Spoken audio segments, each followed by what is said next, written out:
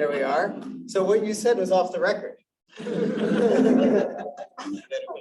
No. I see that you have it all written down, so it would be lovely to receive a copy at some point. But I do want to say that, you know, the development model that the UN and in fact the world seems to operate under is one where you have, you know, what is considered to be developed is high income, and what is considered to be underdeveloped is low income, which I think is a really challenging point of departure, because we know that the whole world cannot consume the way the high income world consumes if we're going to survive. And we also miss out on many of the other elements that are so vital. And one thing I'm really grateful for is that these past 3 days have had actually quite a significant representation from the continent that I think many people, at least from where I'm from, have on their mind as the least developed. It is not true. They are so far developed and advanced in many other dimensions, not to mention innovation and forward thinking and community, all of these other dimensions. And so I'm really pleased that we have this kind of gathering, and we've had so many voices from the mother continent, as it's known, these past couple of days, because I think this is actually the wisdom from which the so-called developed world has to learn. And I'm really grateful for this partnership so that it can be one of learning and growth. So my understanding is that the next speaker on our list is Mr. Selim Matuk, who's the political officer at the AU New York office. But if I am incorrect, somebody please will let me know. Yes, that is what I'm seeing. So, good morning. There we are. Thank you. I was waiting. I was keeping silent. I mean, to know if you recognize me or just reading from the notes. No, I'm just doing the best I can on day 3. So thank you and good morning. Nice to meet all of you. Nice meeting you too. Let me start by thanking the co-host for organizing this important meeting on the Africa Dialogue, bringing voice of African citizenry to the United Nations. And I also wish to send the regret of Ambassador Fatima, who could not make it with us today, this morning, because we have a delegation coming from the headquarters from Addis. So she sends her apologies for not being with us here. Dear co-host, Africa is a diverse continent with a wealth of cultures, traditions, and experiences. Its people have a unique perspectives and insights that must be taken into account in global decision-making processes. Bringing the voice of African citizenry to the United Nations requires active efforts to ensure that the voice of marginalized and underrepresented communities are also included and prioritized. This can be achieved through meaningful consultation and engagement with the civil society organization, community leaders, and grassroots movements.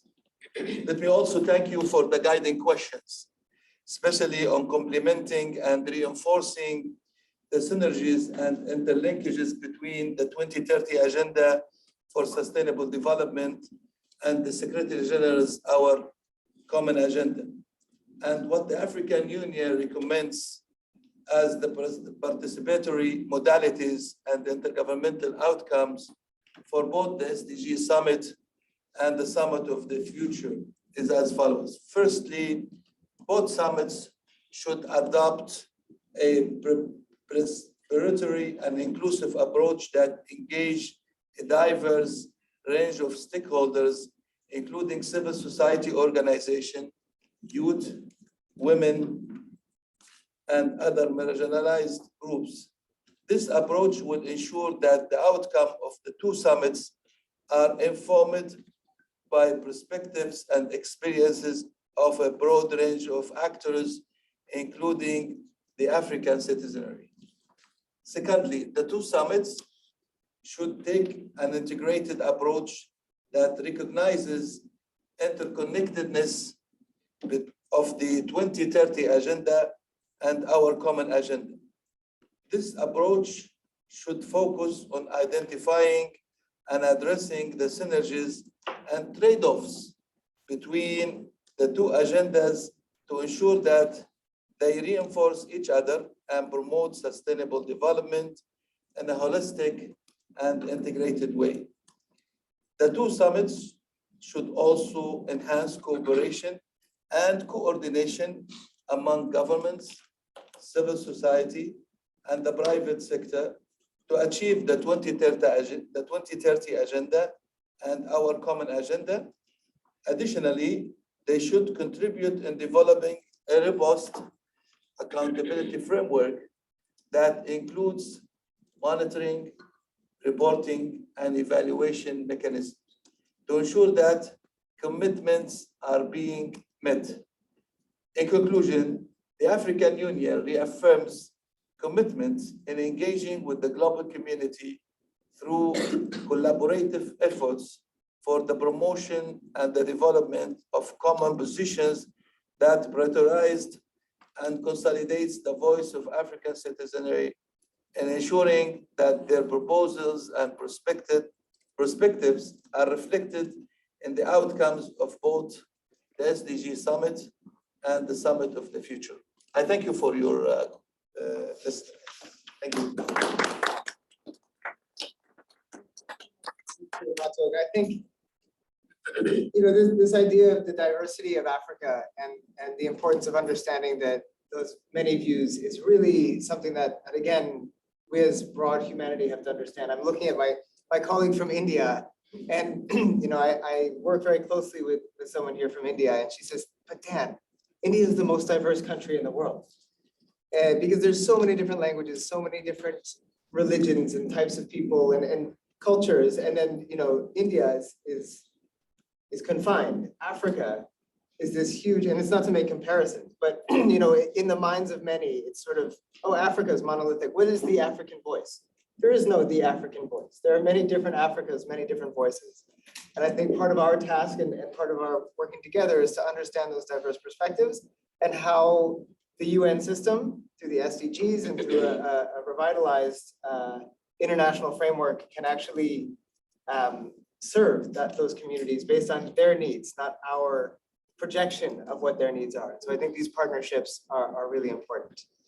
So now I have the pleasure to hand over to my colleague, to whom I just made reference, Nidar Yusuf, who has been doing incredible work over these past few months, and especially the past couple of days, to try and bring together all of these different voices, to weave together this tapestry of diversity in a way that produces something worth reading and worth building on. So Nidar, you have the floor. Thank you, Dan. And I do just also want to throw credit back at Dan, who's just been instrumental in pulling so many voices together into this conversation.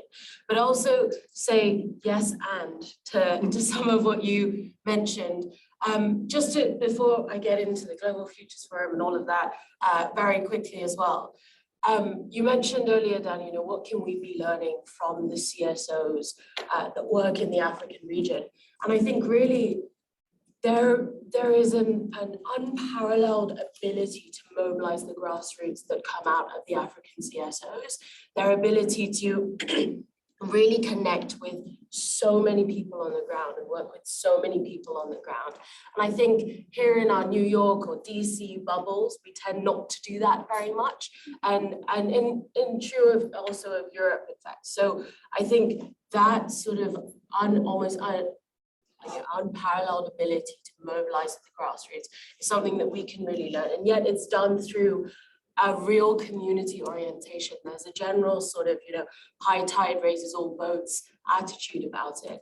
And I think that that's something that we need to really, from many of the Western bubbles that we sit in and have these conversations about, really need to pick up from our colleagues in Africa. But just to say, going into the Global Futures Forum itself, as you can see, I'm slowly losing my voice after 2 days, but we're finally here. We're almost almost done, but I say almost because it is an ongoing process. Just for the benefit of any colleagues not in this room, because I know many of you have been hearing me go on and on about this for the last 2 days, but just to give you a quick summary of what happened. So we had 7 thematic tracks across the Global Futures Forum: peace and security, human rights, digital governance, global economic financial architecture, environmental governance, development was a big part of it. And there was one more, peace and security, I might have already said that, that we worked across. We came up with 5 recommendations for each of these thematic tracks that we really hope to set roadmaps for. I really hope to see what civil society can be doing going forward. So all this to say, the Global Futures Forum was an intersection in a process. It's by no means the end of a process and was by no means the beginning of a process either. There was something that preceded, and we definitely hope something will come after it. And I think that's where this partnership makes me so excited on, I suppose, 3 key fronts. 2, from a formal perspective that I'll say, you know, this is where I think the synergies are, but a 3rd one just on a bit of a personal note as well. So firstly, I think, you know, one of the big things that we want to be doing with this Global Futures Forum, we were here in New York, all of us had these conversations, but it's now about taking it back. It's now about taking it back to the regions. It's about taking it back to the grassroots. And having these conversations is great, but if that information doesn't get disseminated, then we're not really doing much here in these rooms, despite them being beautiful rooms now in New York. So I think having this partnership with AU ECOSOC is going to be instrumental to helping us take these conversations back to the grounds. But also, I think on the flip side, having AU ECOSOC's perspective and the African perspective throughout this, and you know, noting in fact that Africa doesn't have one homogenous voice, and we really need to be trying to reach more people, again, why we think this is so important. But bringing those representatives to New York and having their voices a part of this conversation as well has really opened up many of our eyes. I think I speak for many people in this room when we were really moved or really thought about or were really pushed as well in our conversations when we heard from people from different regions. So thank you again for being a part of the forum, for being so heavily involved in the process. It really did make a difference, mean a lot to what we were trying to achieve here. The second thing, just to quickly touch on, was this connection between the summits of the future and the sustainable development goals that you mentioned. I think working with the African region who have been so involved in the sustainable development goals, are affected by, but also extremely capable of working and have shown on the grassroots they're able to further the sustainable development goals. I think with that perspective and what Coalition for the UN We Need is working on with a lot of the Summits of the Future process as well, I think this partnership can be one of the concrete ways that we draw those synergies and those lines between the SDGs and the Summits of the Future. And that's a really exciting prospect to me as well. Finally, just on a personal note, reflecting on what our Nigerian poet Karamot brought to the table at yesterday's intergenerational dialogue. She told us to think about the future. She told us to think about the youth.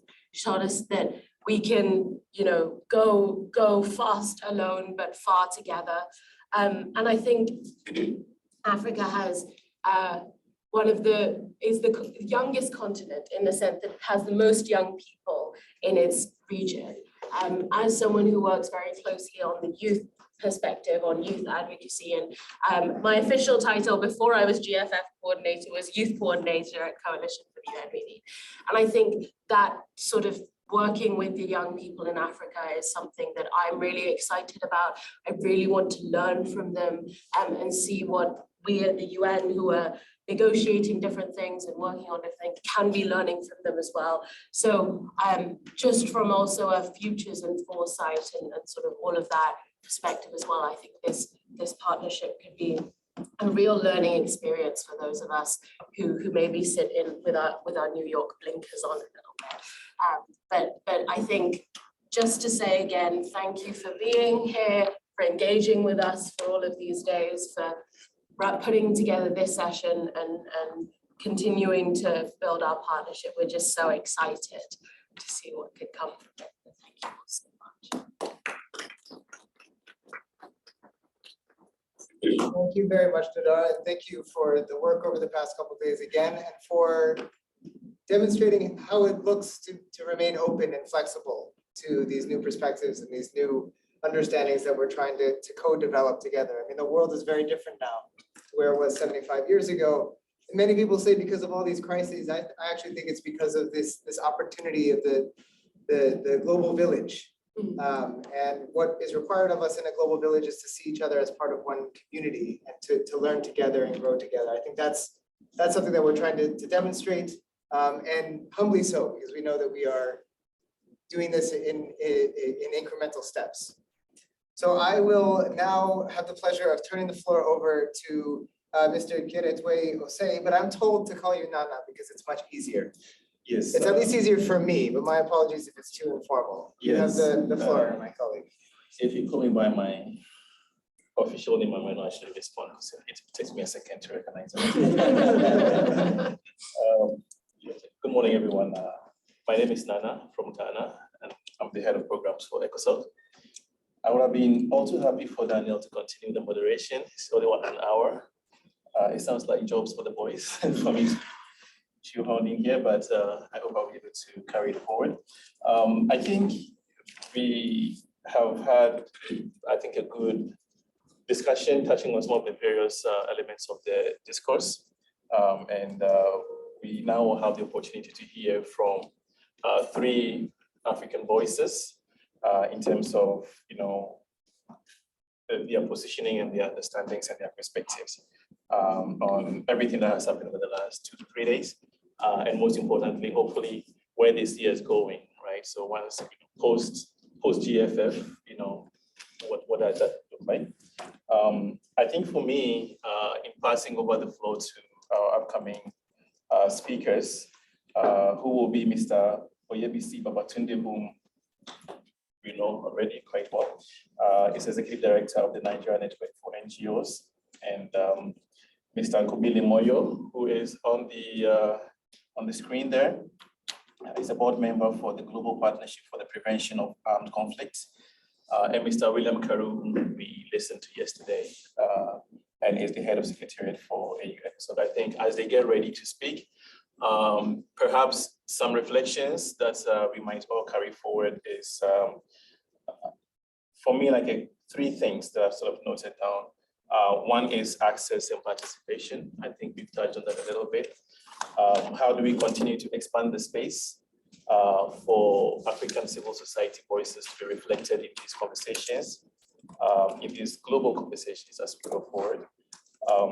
The second is synergizing. How do we find complementarities and synergies between these different developmental frameworks, right? We're talking about the SDGs. On the continent, we also have our developmental framework that guides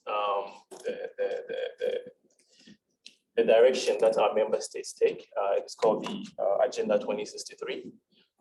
There is a lot of discussion at the level of the Agenda 2063 at the African Union level, not so much here. So as we move forward and there are commitments to be made by our member states, how do we make sure that we are finding synergies between the two so they are able to co-deliver on the objectives of both? And then thirdly, I think maybe something to be said around agenda setting, because now we're talking about the future that we want to build in the global future. So we are now in one paradigm, which is the SDGs. Hopefully after the Summit of the Future, we're going to be entering into another paradigm. You have a situation where a lot of people are barely up to speed with the current paradigm.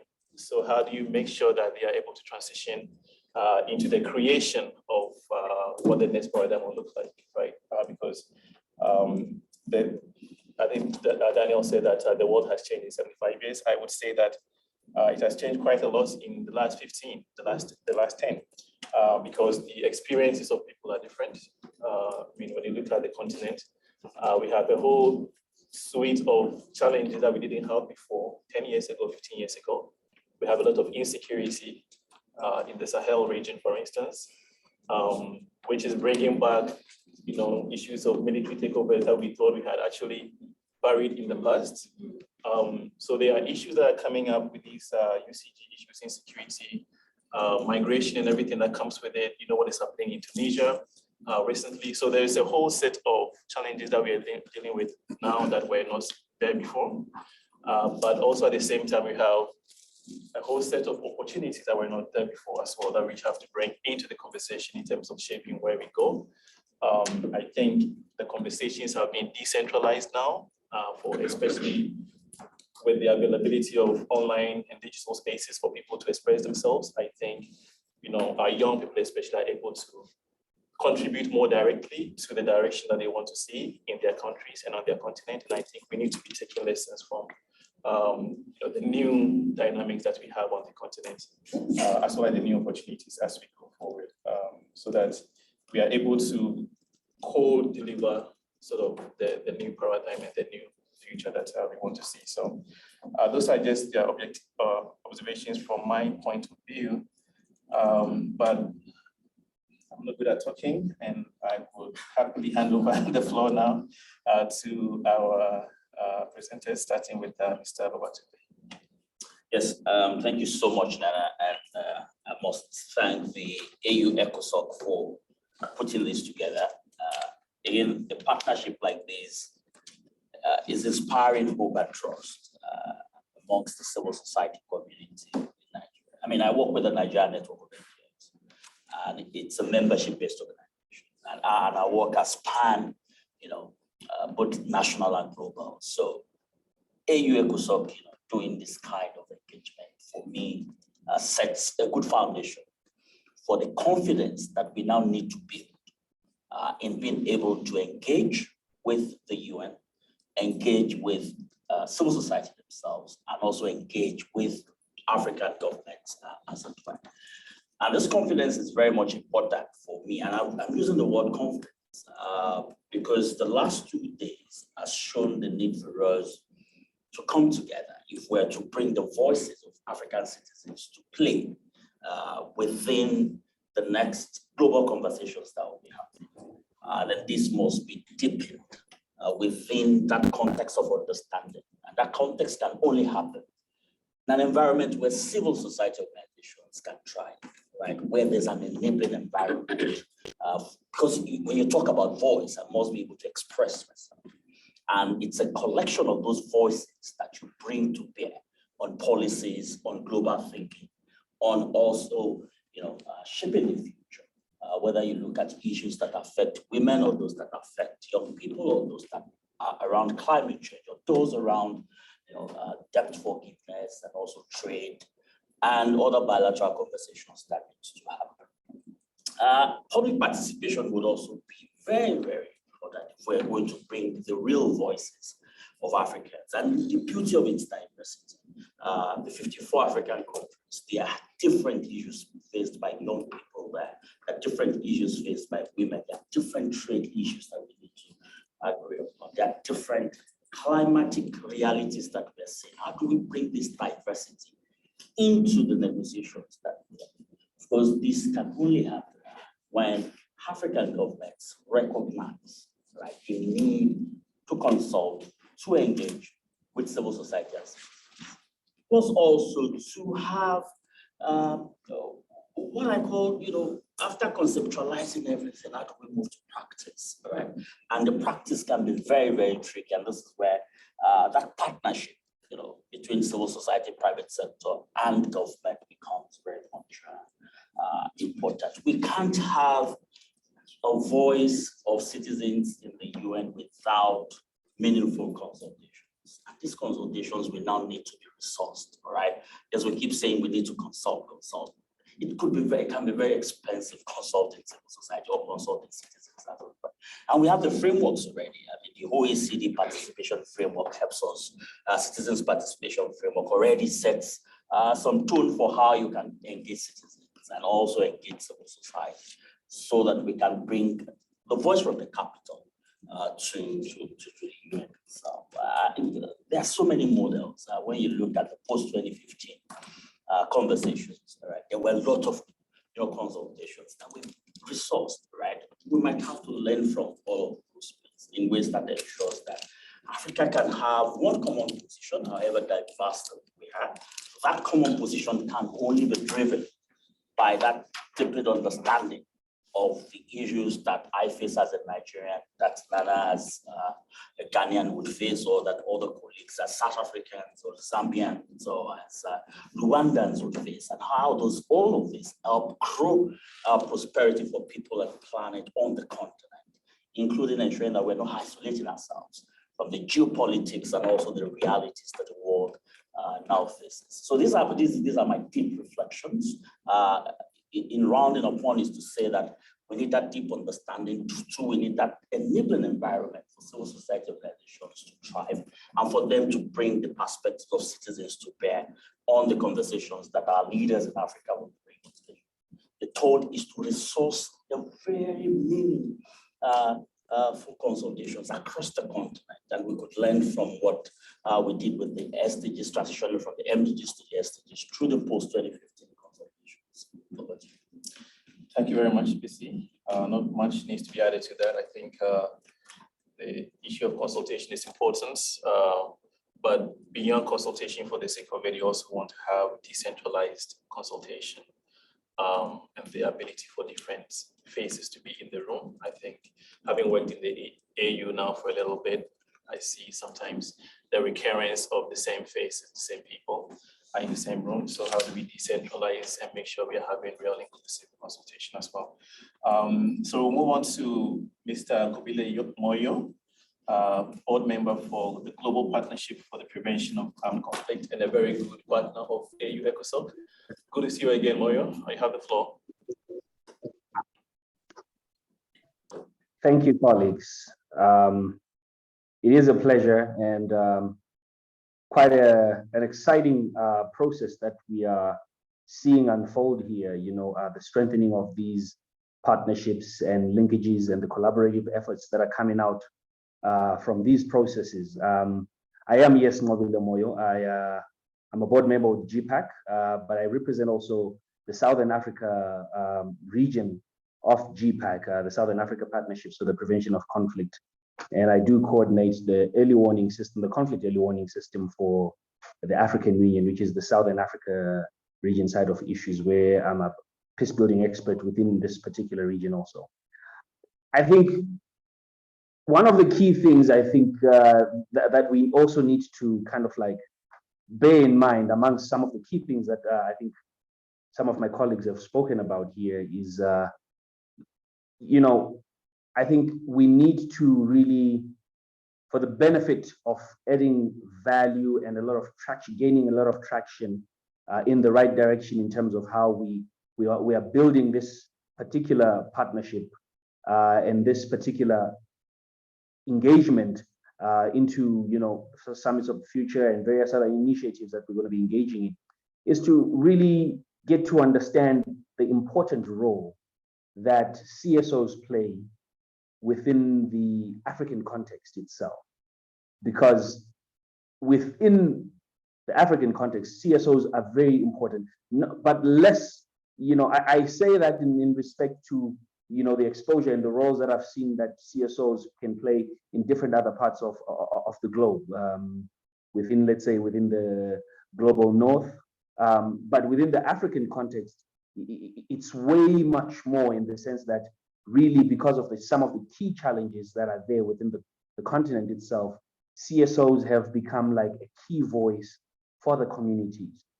And with that in mind, then it's important that we also view how we as CSOs with the platforms that we are getting within these particular spaces, how then we also synchronize that with the voice of even the heads of state and the various missions that are there that speak to, you know, the African context and some of the key things that Africa might be pushing for in this globalized space. Because once then we get that synergy going on first within the CSOs and these various other initiatives, then you'll find that we gain more traction and, you know, we get to run off each other's energies. And also, I think one of the key things is we need also to be frank within ourselves about, you know, the geopolitics that Africa finds itself as a continent within the global, whether it's the global politics, the global finance, global industries, you know, young people, that we need also to be cognizant of some of the not so good space that Africa sometimes is occupying or is mainly fashioned for within the global context, where then we need to reposition how then we even see Africa coming to play even a bigger role within the bigger UN family. You know, some of the key things that even come to mind even right now are issues such as maybe, you know, a seat within the UN Security Council for Africa, given how it dominates the agenda itself and how even the majority of the conflicts or the agendas on there are pretty much from the continent, but yet the continent has no seat or voting or major decision-making strength within issues that affect it directly. And even the key role that the UN Security Council plays within the broader UN system itself. Whole conversations that we're having within this whole process that we are engaging in, I think those are some of the key issues that we need to really lay into and be very clear with each other and very, you know, open to so that whatever it is that we craft that is specific globally, but within from a contextual perspective, that we are very specific in addressing some of these issues within the right context. Otherwise, we stand the chance also of, you know, dreaming up or coming up with these big solutions that are not context specific, which are mainly just going to be a waste of resources and time. And I think I'm very excited about this because it gives us that opportunity then, you know, for CSOs to speak some of these issues and to engage with the various platforms that are there. And maybe as I wrap up, just to lay in on a few maybe more contextual and more on the ground kind of like issues that are also very key. Some of the issues, let's say, with youth and women, in how, you know, you'll find that, let's say, within the UN perspective, I think one of the speakers even said that, you know, Africa has the youngest population, you know, at a global level. But you find then that right from even simple things like the definition of terms of youth within the UN, I think it ends at about 24, but within the African perspective, it ends about 35 because of some of these economic, you know, social, economic, and political challenges that are there, where the transition from, you know, being a young person into an adult, from, you know, from an adolescent to youth, and then, you know, adulthood is slow because of some of these challenges. But by virtue of those definitions, you'll find that a huge bracket of young people within the youth bracket in Africa, because it goes to 35. The 25 to 35 are left out in the global context of planning for young people. And this then also sometimes speaks of a whole lot of volumes into when we look at some of these conflicts or some of these challenges that we see that are, you know, taking place in Africa because of some of those challenges and perspectives and the challenges that they are facing, because they are in this void of space where, from a UN perspective, where all the planning from a global perspective takes place, they are not really into that particular fray. So these are some of these technical but very important things which come into play when we do, let's say, from the planning and the funding of issues, whether you want to say from a peace building perspective itself, that these demographies are very left behind.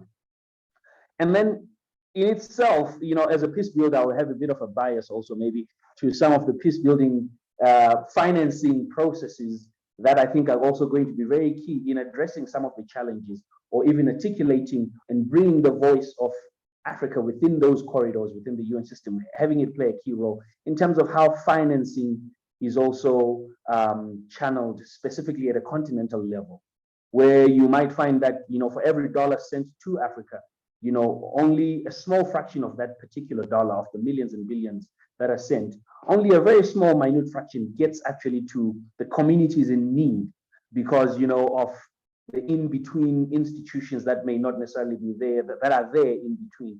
And hence it lessens the impact, because you have a lot of institutions, some NGOs and, you know, different actors in between that will break down these resources and resulting in little impact for the well-meaning activities that might have been put there.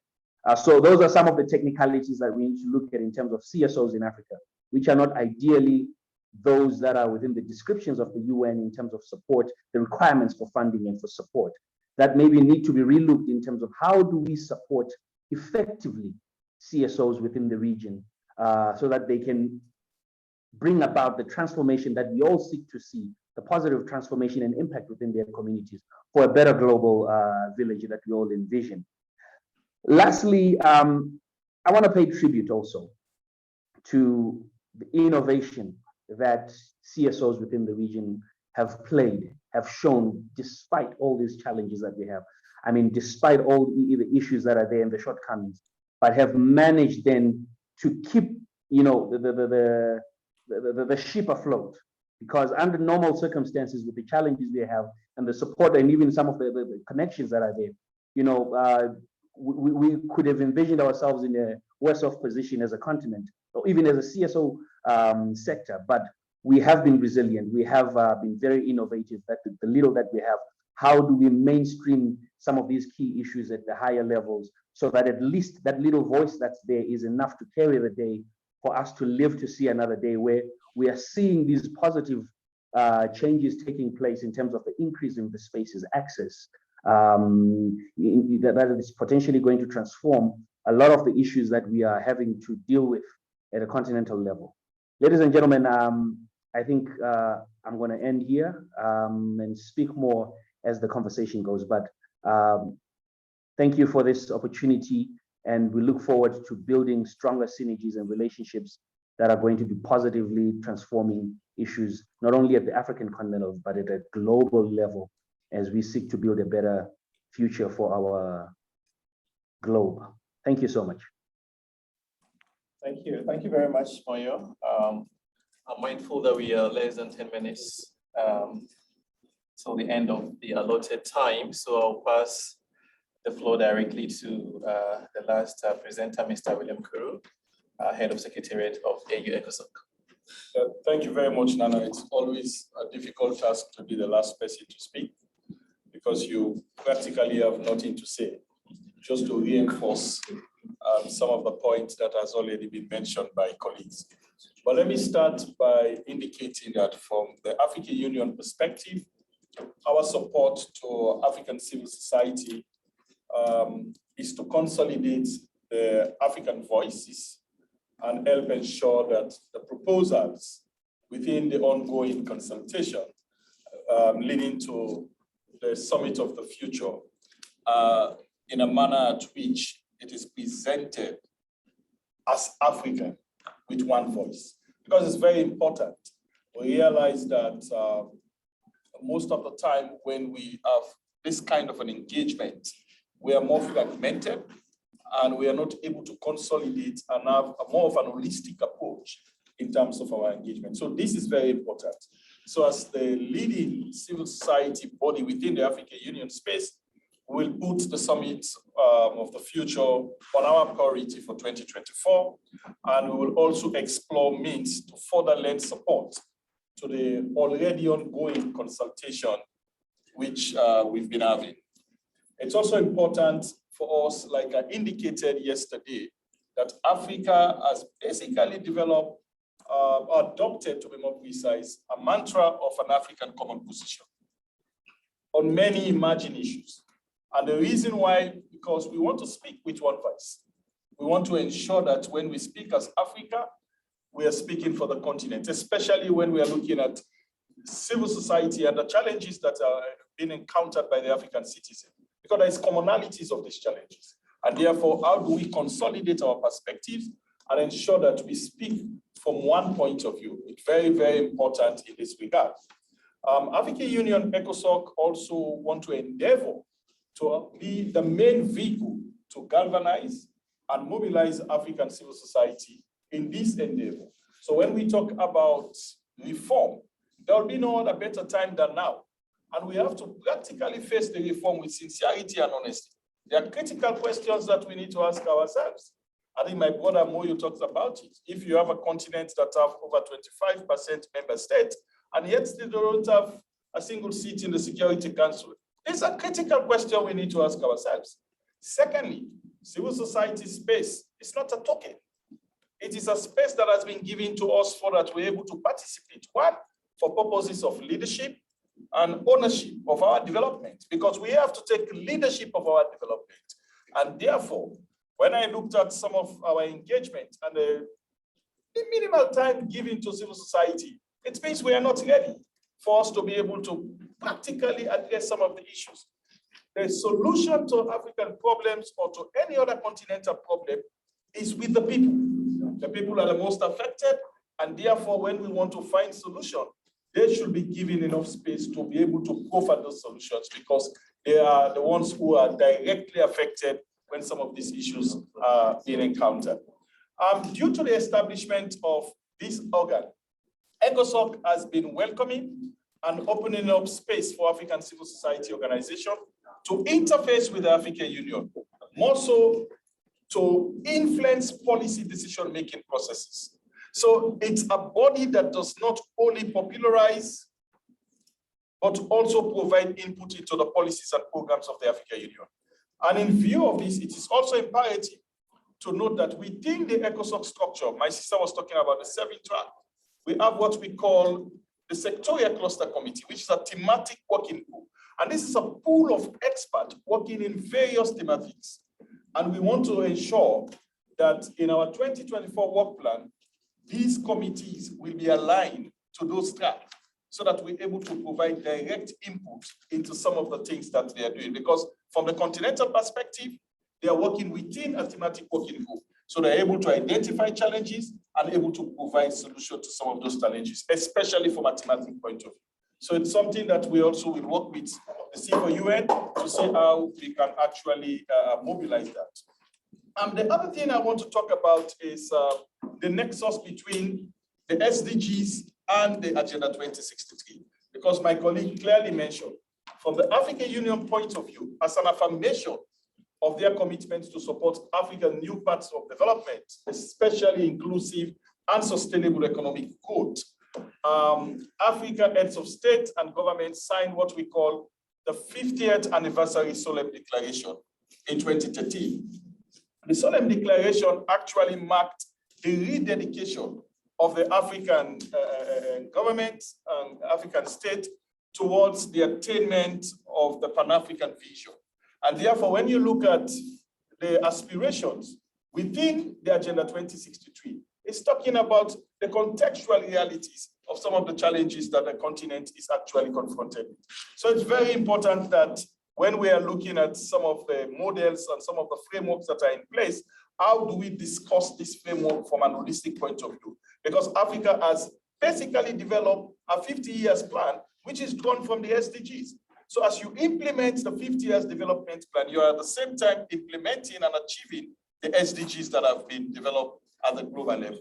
So I don't want to, looking at the fact that we have basically few time, I would like to conclude by indicating that we need to be extremely serious about civil society involvement at the global stage. We need to also be very practical and be plain and be honest and be truthful when we are talking about reform.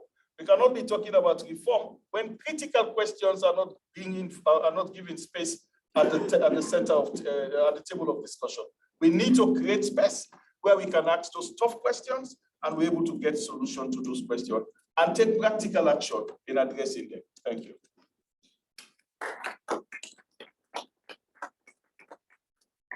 Thank you very much. I'm not sure how much time you have, Daniel. So We can maybe go to 11:10, okay. and then we'll have a 15-minute break for those who are wanting to join for the next session that's happening in this room on communications. But we can go till 11:10 here, and then we'll have a little break. All right, so we'll just open up the floor then for comments and I guess key takeaways from the conversations. I noticed a hand raised. I think for me, in terms of closing, this idea of action as well as words is quite important. Otherwise, it's really just tokenism. And I think from the point of view of African civil society, we've heard a lot of words, obviously. Now, how do we progress beyond that into something that is people can see? So I think the idea of good faith, from the international multilateral system is really key, because if you cannot show real and tangible mechanisms to represent equity in the opportunities that are available for expression and representation, then really they're just a bunch of words. And I think we need to go beyond that and really demonstrate to people who are rightly skeptical that we are backing, some of these initiatives with real good faith, that they can see, that they can touch. So that's really just by way of my concluding thoughts. You have the floor. I'm sorry, I didn't recall your name. Maria João Rodrigues. I'm Portuguese, but also the president of the European Foundation located in Brussels. Look, first of all, many thanks for everything you have told. I believe this is really the departure for a great joint work and a great dialogue. I think the starting point, many of you underlined this, is that this sequence of summits can create a unique opportunity to address problems. And from my viewpoint, one of the big tests to see if we can make this a success is to know if a continent with the potential of Africa can really meet its opportunities or not. If this becomes possible, the summits will be a success. If this is not happening, the summits will be a failure. I think we should say this clearly.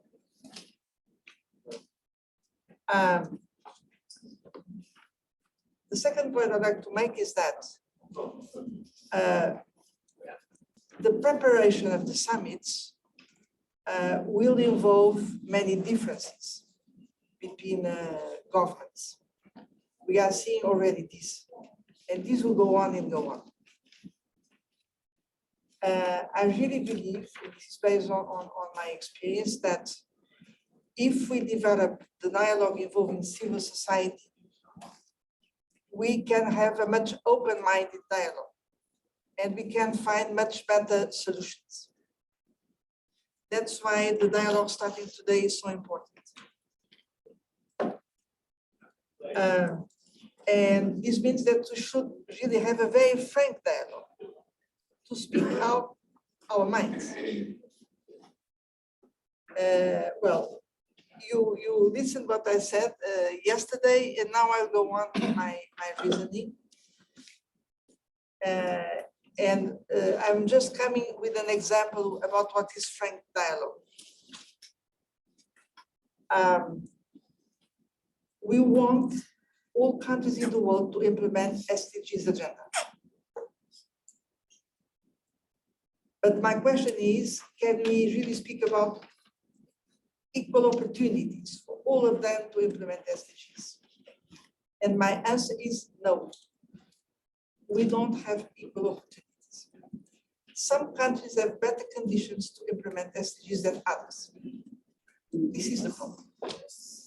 Even they want, even they make an effort, they don't have the same framework conditions.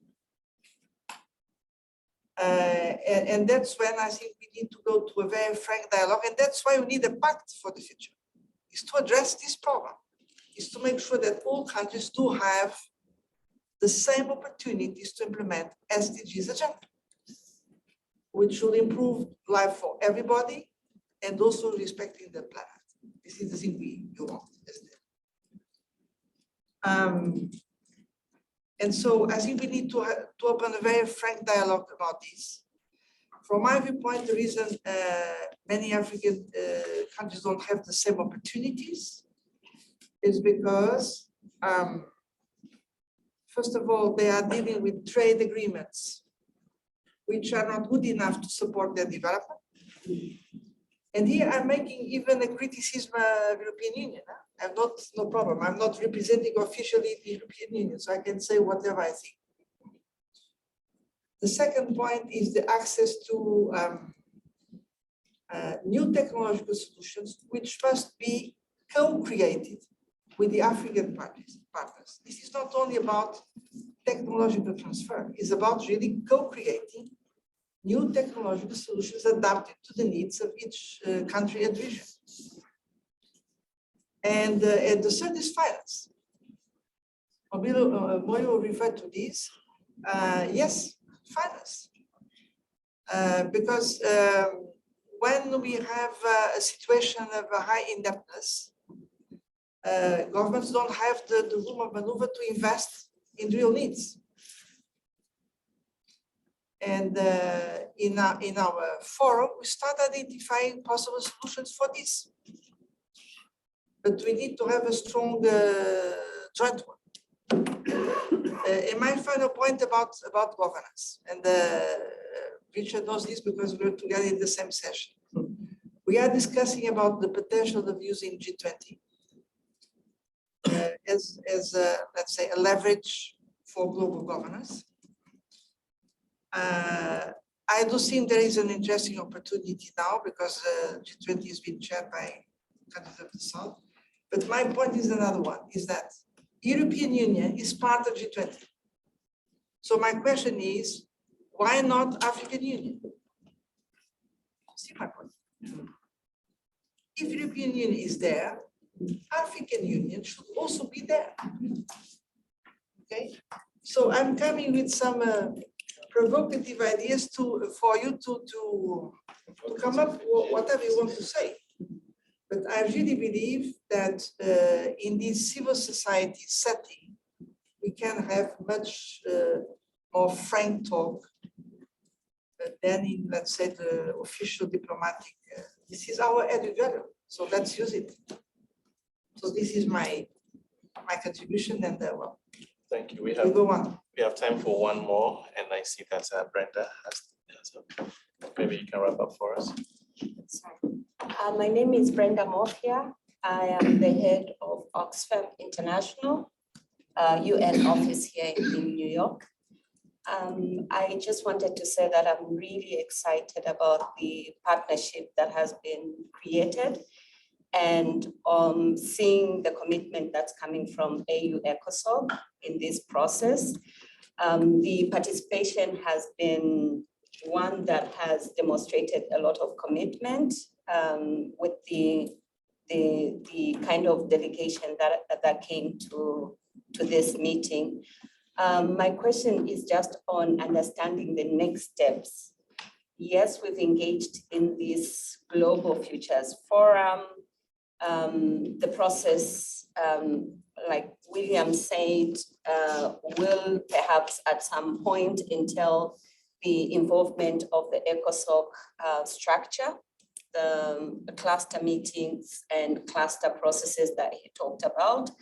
But then as much as the summit itself is happening in 2024, September, the consultations are now. So how do we ensure that the cluster processes are quickly brought in?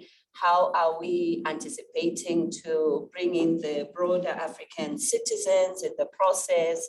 Yeah, just to say, what are the next steps? Thank you. Thanks so much. I think on our side, we are at the disposal of partners. I'm looking at my colleague who has been coordinating everything in terms of tracing out, the path, pre 2024. We do have some institutional advantages and value propositions in terms of how we are able to mobilize and reach out to civil society across the continent. We have the proximity to our member states in that we are an official organ of the African Union. And so there are some value propositions there. I think we are committed to having those conversations going forward so that we are able to bring the most value to the process. Because if it's September 2024, I think the countdown is already on in terms of how we deliver an effective preparation. Yeah. I just wanted to read, if I could, Yeah. read a couple of things that came in on the chat, because we do have 25 people who've joined us from over there, and we can only see the beginning of their words here. It's wonderful to have you all. Thank you for your expressions of gratitude and partnership in joining us today. One colleague suggested, wanted to just raise the fact that we discussed over the past 2 days about a proposal for a UN parliament, a parliamentary assembly. And it was actually proposed that it could be seated in Kenya, the new Gigiri complex, which I think would be very interesting. And that parliament could then rotate between Geneva, New York, and Nairobi. Just as the European Parliament has 2 places in which it meets. So that could be a nice expression. And then I can answer a couple of the other ones. And then, yes, then there's another question about engaging the African Union colleagues more directly in civil society outreach. I think building on what Brenda offered in her remarks as well. So I just wanted to raise those up as well. Thank you. I think then the very last comment, and then we wrap up because we don't want to abuse the time that's been given us. William wanted to say something. Yeah. Yes. I just wanna make. Can I distribute a minute each to both of you, William, and then You said you will end. In less than a minute, I just have a recommendation, if it's possible, that I'm asking through your platform and to everybody who's listening to reach out to ECOSOC and to interact with our sectorial cluster chairs. Probably there is a lot of engagements to evolve on, and there is a lot of mutual learning and sharing of experiences, and I think this is will be a value added to both parties. Thank you. So just quickly, if you were part of the regional consultation yesterday, you will agree with me that some of the challenges that were mentioned by colleagues, you will see commonalities across the board, regardless of the fact that the time was limited for them to be able to actually give much more substantive information. That tells you we are dealing with a common agenda, and therefore the need for us to come together in an intercontinental kind of a forum or a dialogue to discuss as civil society is very important. It's very imperative, like you rightly said. So one of the few things that I would want to suggest, one is for us to have a reflection. All the various continental regional representatives and those who have been leading the consultation, let us have a reflection. As we move towards the second phase of the consultation, what do we want to see? Can we develop a kind of a template for reporting so that when we are reporting, we report in a uniform format?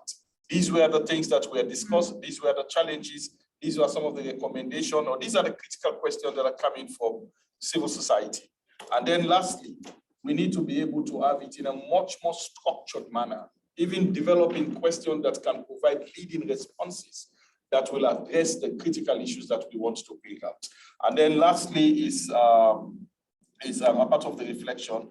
We have also agreed to have some town halls and various forms of consultation. I think there is need for us to have that reflection and agree on an action plan that we will work with between now towards the summit of the future. Thank you. thank you. The ball is in your court. And Daniel. So let me just hand over back to you, and thank everybody for being here. It's been a pleasure, and we hope that it's been the beginning of the conversation with us as we go forward. Thank you very much, Anna, and once again, thank you to our AU ECOSOC colleagues and those who joined online from various member states and corners of the world. Just a quick announcement for what we're going to do with this room now. In 15 minutes, so around 1/2 the hour, apologies for those who are joining us staying up a little bit later, we'll start our next session, which is going to be an Elements of Advocacy, Communications and Outreach Strategy. So we'll have our C4UN comms colleague Mwanwa joining from Nairobi, I believe. And then, but prior to closing up this session, I believe Richard had a quick thing he wanted to say about mission engagement. And once again, just my gratitude to those who joined, and my apologies that we didn't actually meet prior to being in the floor. Thank you so much. I just want to probably make a small comment regarding the reform process that our colleague Williams, I think. So there is a good news that now the IGN process is start broadcasting through the UN. So the consultation and the discussions that was behind doors, but now they decided to have it on the website. So this is a step forward on the reform process. Thank you. Thank you once again. Fantastic. Besides being such a special part of our program of these last 3 days, the Global Futures Forum, you have actually kicked off our very exciting final day 3 UN Mission Engagement Day. And so through the, we've been partners, I imagine, on so many fronts over the years with the African Union office here in New York. But this Summit of the Future and the many tracks is such a special part of what we're all about these last few days in New York, and we're going to hopefully meet like this even more, bigger presence from Africa, from all over the world in a year's time.